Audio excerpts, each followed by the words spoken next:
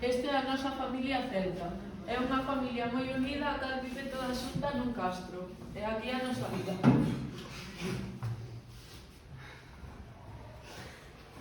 Fillos, temos que dicirvos unha cousa. Que pasa?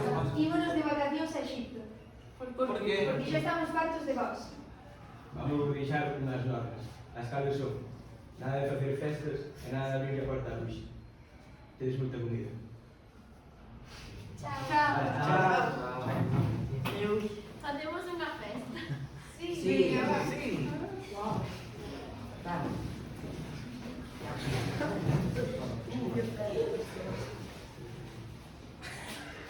Trae a todos os teus amigos americanos.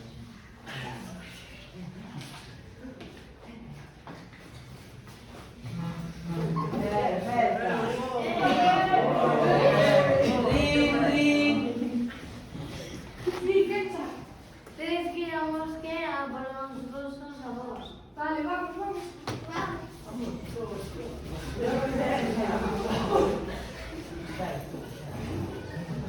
Esta caixa que fai aquí. Habrá que abrila.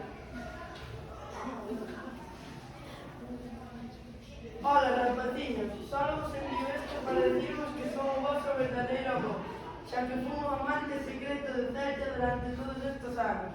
Esto de contarle xa a nosa avó Merlín.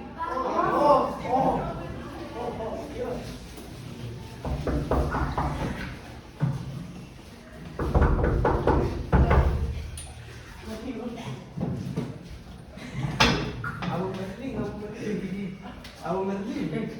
García é un amante que se chama Teodosio e é o noso verdadeiro amor. Oi, mamá.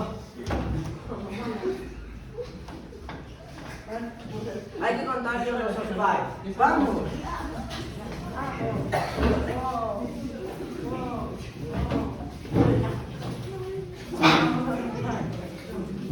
Mamá, dime, sabes que o teu verdadeiro pai non é o tipo? Eu vou buscar o meu. Que? Imos para aí inmediatamente.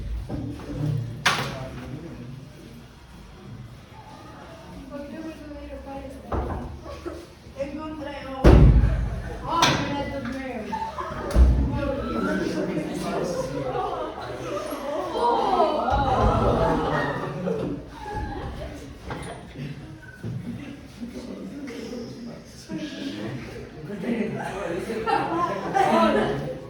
E